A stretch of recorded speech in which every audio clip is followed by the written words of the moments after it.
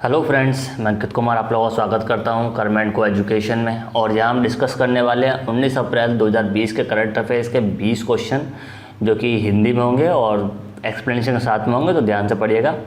पहला क्वेश्चन आपको स्क्रीन पर दिख रहा है। फर्स्ट क्वेश्चन है, रिवर्स रेपो रेट को घटाकर आरबीआई ने कितना कर दिया है?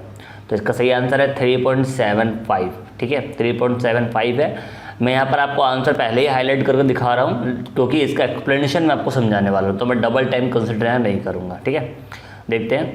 देखिए, सबसे पहले इंपॉर्टेंट जो चीज़ है वो जान लीजिए। आरबीआई के बारे में कुछ चीज़ें मैं बता देता हूँ आपको कि आरबीआई क्या है। और देखिए, आरबीआई क्या है? आरबीआई एक प्रकार से रिजर्व बैंक ऑफ इंडिया को बोलते हैं, जिसने अभी क्या किया है 4% से घटाकर 3.75% कर दिया, यानी कि 25 बेसिस पॉइंट घटा दिया है। ठीक, अब रिवर्स रेपो रेट क्या है वो समझे। रिवर्स रेपो रेट जो है वो इम्पोर्टेंट है आपके लिए समझना। देखिए, देश में कामकाज कर रहे बैंकों के पास जब दिन भर के कामकाज के बाद रकम बची रहती है या बच जाती है, तो उस रकम को भारतीय रिजर्व बैंक में रख देते हैं और इस रकम पर आरबीआई उन्हें ब्याज देता है।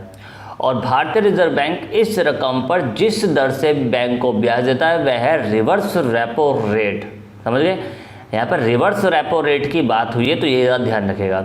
आरबीआई क्या है? आरबीआई कब बना? देखिए, आरबीआई 1934 के एक्ट से बना, जो 1935 में इस्टेब्लिश किया गया। ठीक है, और आरबीआई को 1949 में नेशनलाइज किया गया था। तो ये बातें इंपॉर्टेंट है, ध्यान रखिए। आरबीआई का हेडक्वार्टर कहाँ है ये आप मेरे को कमेंट सेक्शन में बताएंगे। तो देख लीजिए, यहाँ पर वैसे मैंने डिटेल जितनी है दे दी है, क्योंकि आरबीआई का हेडक्वार्टर मैंने आपसे पूछा तो आप मेरे को बता सकते हैं। यहाँ पर लिखा है मुंबई है। ठीक है, 1 अप्रैल 1935 को था। इसके 25वें जो गवर्नर हैं वो है शक्तिकांत दास। 24वें और 23वें गवर्नर का अपने नाम बताएंगे कमेंट सेक्शन में लिख करके। ध्यान रखिएगा, कौन से गवर्नर? 24वें और 23वें गवर्नर का नाम आप बताएंगे। अगला क्वेश्चन देखते हैं। नेक्स्ट क्वेश्चन है, हाल ही में विश्व हीमोफीलिया दिवस, वर्ल्ड हीमोफीलिया दिवस कब बनाया गया डे? तो ये बनाया गया था 17 अप्रैल को। तो ध्यान रखिए, 17 अप्रैल को ये बनाया गया था। और इसके इंपॉर्टेंट पॉइंट देख लीजिए। इस दिवस का उद्देश्य क्या है? लोगों में हीमोफीलिया के प्रति जागरूकता फैलाने के लिए हर साल 17 अप्रैल को ये मनाया जाता है। अभी जो हीमोफीलिया है तो इसको ध्यान रखिएगा, 17 अप्रैल को ये बनाया जाता है। इस बीमारी में क्या होता है? इस बीमारी में शरीर है ना, तो शरीर में रक्त के थक्के बनने की जो प्रक्रिया है वो धीमी हो जाती है। ठीक है, जो ब्लड है, ब्लड की जो कोटिंग होती है वो धीमी हो जाती है, जिसके कारण चोट लगने पर रक्त जमा नहीं हो पाता, असामान्य रूप से बहता रहता है। यानी कि जो ब्लड कोटिंग होती है ना, ब्लड क्लोटिंग होती है, आपने देखा होगा कि कभी कभी आपको चोट लग जाती है और जब चोट लगने पर भी जो ब्लड है वो बहता रहता है, उस पर जो खुरंट जमता है ना वो नहीं जम पाता। तो उसकी बातें की जा रही है, वो होता है हीमोफीलिया। और इसमें क्या है? इसकी थीम है गेट प्लस इन्वॉल्व। थीम क्या रखी गई इसकी? हीमोफीलिया डे की गेट प्लस इन्वॉल्व। और अप्रैल के कुछ इंपॉर्टेंट डेज है वो भी देख लीजिए। 1 अप्रैल को आता उत्कल यानी कि उड़ीसा दिवस। ठीक है, 2 अप्रैल को विश्व आत्म केंद्रित जागरूकता दिवस। 5 अप्रैल को आता राष्ट्रीय समुद्री दिवस। 6 अप्रैल को है अंतर्राष्ट्रीय खेल दिवस। 7 अप्रैल को है विश्व स्वास्थ्य दिवस। 10 अप्रैल को है विश्व होम्योपैथी दिवस। होम्योपैथी होता है ना, होम्योपैथी में छोटी छोटी वाइट कलर गोली आती है, इनको आप खाते हो, मीठी गोली, दवाई, मेडिसिन होती है एक प्रकार से। ठीक है, 14 अप्रैल को है BR अम्बेडकर जयंती। 18 को है विश्व विरासत दिवस। 21 अप्रैल को है सिविल सेवा दिवस। 22 अप्रैल को है विश्व पृथ्वी दिवस। 23 अप्रैल को है विश्व पुस्तक एवं कॉपीराइट दिवस। 24 अप्रैल को है राष्ट्रीय पंचायती दिवस। 25 अप्रैल को है विश्व मलेरिया दिवस। 29 अप्रैल को है अंतर्राष्ट्रीय नृत्य दिवस। अगला क्वेश्चन है क्वेश्चन नंबर 3। IMF ने 2020 में एशिया की आर्थिक विकास दर कितनी रहने का अनुमान लगाया? तो यहाँ पे एशिया की 0 कर दिया। ठीक है ना, सीधा सीधा कि IMF ने देखा कि इस टाइम में एशिया जो सबसे ज़्यादा इफेक्टेड है कितने किससे है? कोविड-19 से इफेक्टेड हो चुका है, तो उसको 0 कर दिया। इंपॉर्टेंस और देख लेते हैं। IMF जो है उसकी स्थापना की गई थी 27 दिसंबर 1945 को। इंपॉर्टेंस और से ध्यान रखना, इसको आप बोलते हैं इंटरनेशनल मॉनिटरिंग फंड, यानी कि अंतर्राष्ट्रीय मुद्रा कोष। इसका जो हेड ऑफिस है वो है वॉशिंगटन DC USA, और वॉशिंगटन DC USA की राजधानी भी है। सदस्य देश में 198 है और अध्यक्ष जो है करंट के उनका नाम है क्रिस्टेलिना जॉर्जीवा। तो इस बात को ध्यान रखिएगा। अगला क्वेश्चन है, सर्वे ऑफ इंडिया ने, ठीक है, कोविड-19 से संबंधित जानकारी एकत्र करने के लिए कौन सा ऐप विकसित किया गया है? तो ये है सहयोग, ठीक है। और ये सहयोग ऐप जो है वो डिस्कवर किया गया है, तो इसको ध्यान रखना। कोविड-19 एक महामारी चल रही है अब, कोरोना वायरस जिसको बोलते हैं कोविड-19, इसका कुछ इंपॉर्टेंट ध्यान रखिएगा। कोरोना वायरस की शुरुआत जो हुई थी वो चीन के वुहान शहर से हुई थी। वुहान से फैले कोरोना वायरस से होने वाली बीमारी को कोविड-19 नाम दिया गया है। वुहान कोरोना वायरस को SARS, ठीक है, SARS-CoV-2 नाम दिया गया है। याद रखना, वुहान कोरोना वायरस को SARS-CoV-2 नाम दिया गया है। सर्वे ऑफ इंडिया की बात करें तो भारतीय सर्वेक्षण विभाग में आता है। भारत के नक्शे बनाने और सर्वेक्षण करने वाली जितनी एजेंसियाँ, केंद्रीय एजेंसियाँ इसी में काम करती हैं और इसका मुख्यालय है उत्तराखंड, देहरादून में। अगला क्वेश्चन है, किसने अंतर्राष्ट्रीय वेट लिफ्टिंग महासंघ IWF के अध्यक्ष से इस्तीफा दिया है? तो इसका जो नाम है वो है तमस अजान। तमस अजान ने दिया है। और यहाँ पे देख लेते हैं कि इसके बारे में थोड़ी डिटेल देख लीजिए।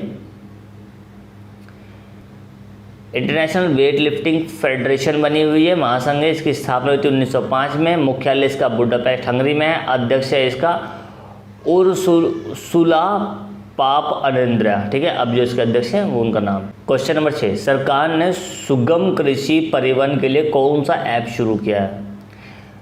कृषि रथ, ठीक है, ध्यान रखना। सुगम कृषि परिवहन की बात की है। परिवहन आ रहा तो रथ है, रथ से आप आइड लगा सकते हैं।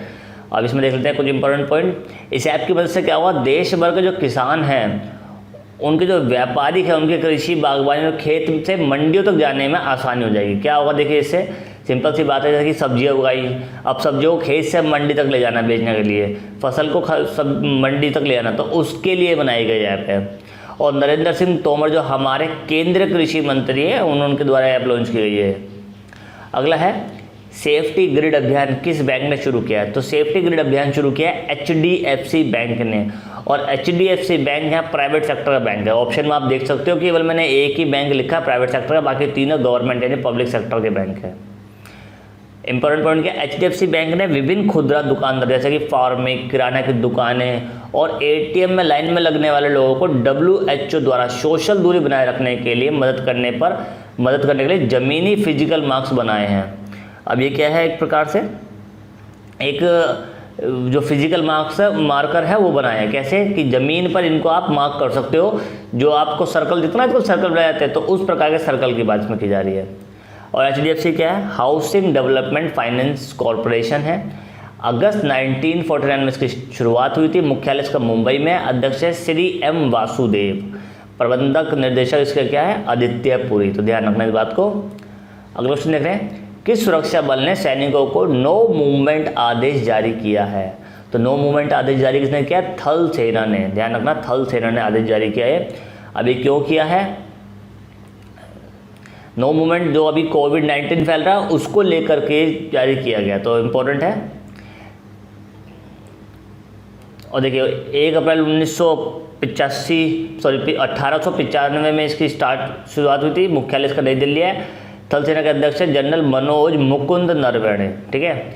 और इसकी अगर बात करें अन्य सेना प्रमुख के नाम है, चीफ ऑफ डिफेंस स्टाफ है विपिन रावत बनाए गए। चीफ ऑफ डिफेंस स्टाफ क्या होता है? जो तीनों हमारी बटालियन है ना, एक प्रकार से नेवी, एयरफोर्स, मरीन, इनका जो तीनों का जो हेड बनेगा एक प्रकार से वो होगा चीफ ऑफ डिफेंस स्टाफ, वो है विपिन रावत।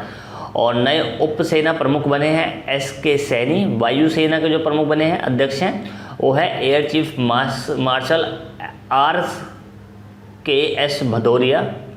और नेवी के अध्यक्ष है एडमिरल करमबीर सिंह। भारतीय तट रक्षा बल के अध्यक्ष है कृष्ण स्वामी नटराजन। ये तीनों इंपॉर्टेंट ध्यान रखना, क्योंकि ये तीनों ही एक ही बैच के हैं और फ्रेंड हैं आपस में, ये ध्यान रखना, ठीक है। इसलिए तीनों इंपॉर्टेंट हो जाते हैं। राष्ट्रीय सुरक्षा गार्ड NSG के अध्यक्ष जो है वो है अनूप कुमार सिंह। भारतीय रेलवे सुरक्षा सेवा बल जो है ये है, इसके महानिदेशक जो है वो है अरुण कुमार।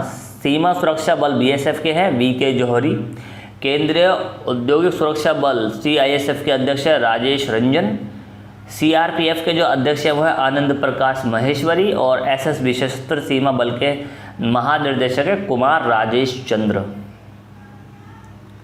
अगला क्वेश्चन है, किस बैंक का लाइसेंस RBI ने रद्द कर दिया है? देखिए RBI ने मापुसा अर्बन कोऑपरेटिव बैंक जो है इसका लाइसेंस रद्द कर दिया है। अब HDFC बैंक और बंधन बैंक तो फिलहाल हो नहीं सकता, और देना बैंक का भी कह सकते हो कि ऐसा तो न्यूज़ में बढ़िया थी, कोऑपरेटिव बैंक जो है उसका लाइसेंस रद्द किया है। इसकी स्थापना कहाँ हुई थी? एक प्रकार से गोवा में इसका मुख्यालय है, और ये 9 दिसंबर 1965 को बनाया गया था। हाल ही में आई रिपोर्ट के अनुसार एशिया का नंबर 1 स्पोर्ट्स देश कौन सा बन गया है? तो ध्यान रखना, चीन एशिया का नंबर 1 स्पोर्ट देश बन गया है। 11वां क्वेश्चन है, कोविड कुरीपुकल अभियान किस राज्य ने शुरू किया है? यह है केरल। कोविड कुरीपुकल, ऐसी चीज़ें जरूर पूछते हैं कि कौन सा अभियान शुरू किया है, तो केरल ने शुरू किया है। देखिए केरल सरकार ने क्या किया, कोरोना वायरस के बारे में लोगों को जागरूकता फैलाने के लिए कुरीपुकल अभियान शुरू किया है। अब केरल जो है इसकी राजधानी क्या है? तिरुवनंतपुरम इसकी राजधानी है। मुख्यमंत्री है इसके पिनराई विजयन, भारतीय कम्युनिस्ट पार्टी के हैं ये, और गवर्नर है इसके हाफिज मोहम्मद खान। केरल के उच्च न्यायालय के मुख्य न्यायाधीश है S मीणा कुमार, और केरल के 2 पड़ोसी राज्य हैं तमिलनाडु और कर्नाटक। केरल की लोकसभा में सीटें 20 हैं, राज्यसभा में 9 सीटें हैं, और विधानसभा में इसके 144 सीटें हैं। ऑपरेशन लाइफलाइन उड़ान, ऑपरेशन लाइफलाइन उड़ान किस देश ने लॉन्च किया है? ये किया है भारत ने लॉन्च, ठीक है, नाम से पता लग जाता है वैसे तो।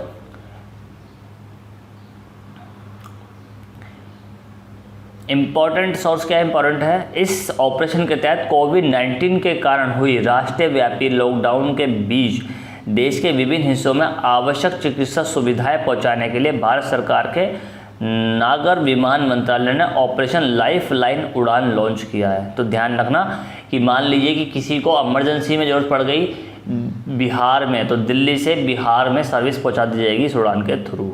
हाल ही में MTNL के CMD कौन बने हैं? तो PK पुरवार जो है वो MTNL के नए CMD बनाए गए हैं, और इससे पहले ये BSNL में भी थे। तो MTNL की फुल फॉर्म है महानगर टेलीफोन निगम लिमिटेड। स्थापना 1 अप्रैल 1986 को हुई थी। मुख्यालय नई दिल्ली, और चेयरमैन एंड MD थे इसके Sunil Kumar. The Gartner 2019 digital workplace survey के अनुसार किस देश को दुनिया के सबसे डिजिटल निपुण देश का नाम दिया गया है? तो ध्यान रखना, सबसे डिजिटली निपुण देश की बात की जा रही है, तो ये है भारत। अगर आपको लगे अमेरिका, रूस, चाइना, तो ऐसी बात नहीं है। सबसे डिजिटली निपुण देश की बात भारत है, ये ध्यान रखना। फ्री ऑनलाइन कोर्स अमेरिका की किस यूनिवर्सिटी ने शुरू किए हैं? तो ये हार्वर्ड यूनिवर्सिटी जो है जिसने फ्री ऑनलाइन कोर्सेज शुरू किए हैं। हार्वर्ड यूनिवर्सिटी ने दुनिया भर के विश्वविद्यालयों के लिए 67 ऑनलाइन कोर्स फ्री कर दिए हैं, और विद्यार्थी घर बैठे इन कोर्स में दाखिला ले सकते हैं। और इन विभिन्न कोर्सों की अवधि 1 से 12 हफ्ते है, ये ध्यान रखना, 1 से 12 हफ्ते है, ठीक है।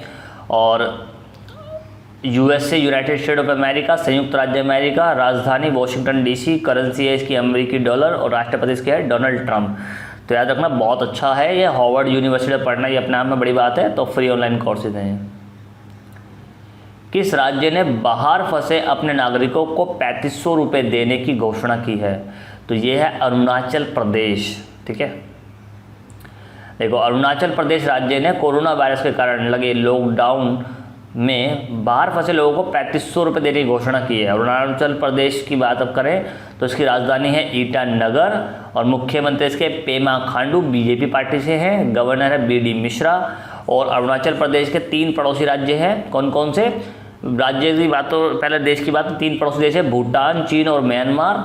अरुणाचल प्रदेश के 2 पड़ोसी राज्य है असम, नागालैंड। और अरुणाचल प्रदेश का जो उच्चतम न्यायालय यानी कि हाई कोर्ट है वो गुवाहाटी उच्च न्यायालय है, जो कि इसके मुख्य न्यायाधीश कौन है? अजय लांबा। और अरुणाचल प्रदेश की लोकसभा में 2 सीटें हैं, राज्यसभा में 1 सीट है, और विधानसभा में इसकी 60 सीटें हैं। और ब्रह्मपुत्र नदी को अरुणाचल प्रदेश में दिहांग नाम से जाना जाता है, ये भी याद रखिएगा। अगला क्वेश्चन है, हाल ही में एफ इंडिया ने अपने पर्यावरण शिक्षा कार्यक्रम का ब्रांड एम्बेसडर किसे नियुक्त किया है? तो ये है विश्वनाथ आनंद। हालांकि नाम को देख कर लगता नहीं है कि विश्वनाथ आनंद को इसमें नियुक्त करेंगे, लेकिन फिर भी किया है। देखिए, विश्वनाथ आनंद भारत के शतरंज चैंपियन हैं और WWF को जान लो, विश्व वन्यजीव एवं पर्यावरण संगठन यानी कि world wild fund for nature, स्थापना हुई थी इसकी 29 अप्रैल 1961। मुख्यालय है इसका ग्लैंड, स्विट्जरलैंड में, और अध्यक्ष हैं इनके पवन सुखदेव। 18वां क्वेश्चन है, होम डिलीवरी सेवा शुरू करने के लिए सी घाट वेबसाइट किस राज्य ने लॉन्च की है? तो ये है छत्तीसगढ़। ठीक है, देखिए छत्तीसगढ़ राज्य सरकार ने क्या किया, लॉकडाउन के दौरान लोगों को फल और सब्जियों की होम डिलीवरी की सुविधा देने के लिए सी घाट वेबसाइट लॉन्च की है। अब छत्तीसगढ़ के बारे में जान लो। 1 नवंबर 2000 को 26वें नए राज्य के रूप में इसकी स्थापना की गई थी। इसकी राजधानी है अटल नगर यानी कि नया रायपुर, और मुख्यमंत्री इसके भूपेश बघेल कांग्रेस के हैं। गवर्नर है इसके अंसुईया उइके। छत्तीसगढ़ उच्च न्यायालय के मुख्य न्यायाधीश है PR रामचंद्र मेनन। छत्तीसगढ़ के 7 पड़ोसी राज्य जो है वो है मध्य प्रदेश, उत्तर प्रदेश, झारखंड, उड़ीसा, महाराष्ट्र, तेलंगाना और आंध्र प्रदेश। छत्तीसगढ़ की लोकसभा में 11 सीटें हैं, राज्यसभा में 5 सीटें और विधानसभा में इसकी 90 सीटें हैं। क्वेश्चन नंबर 19, किस देश में झांगझोउ 2022 एशियाई पैरा खेलों के शुभारंभ का अनावरण किया गया है? ये है आपका चीन में। ठीक है, यह खेल 2022 में 9 अक्टूबर से शुरू होंगे और शुभंकर फेई का डिजाइन देवीय पक्षी से प्रेरित है। ये ध्यान रखिएगा। चीन के बारे में देख लीजिए। चीन एशिया महाद्वीप में स्थित है। चीन और भारत के बीच इंटरनेशनल बॉर्डर लाइन जो बनी हुई है उसका नाम है मैकमोहन रेखा, और चीन की सबसे लंबी नदी है यांगत्सी, और ये एशिया की सबसे लंबी नदी भी है। इसकी लंबाई 6300 किलोमीटर है। चीन जनसंख्या की दृष्टि से विश्व में पहले स्थान पर है। राजधानी इसकी है बीजिंग। करेंसी इसकी है क्या कहते हैं रेनमिनबी यानी यूनान भी इसको बोलते हैं कई बार, सॉरी यूनान का यूयान, और राष्ट्रपति है इनके शी जिनपिंग। और आज का आखिरी क्वेश्चन देखते हैं। हाल ही में RV भुस्कुटे का निधन हुआ है। उनका निधन किस क्षेत्र से, मतलब उनका संबंध किस क्षेत्र से था? तो एक स्वतंत्रता सेनानी थे ये, और इनके बारे में थोड़ा जान लो। RV भुस्कुटे भारतीय थे, ये बात ध्यान रखना है, भारतीय थे। ठीक है, तो मिलते हैं नेक्स्ट वीडियो में, तब तक के लिए goodbye and God bless you.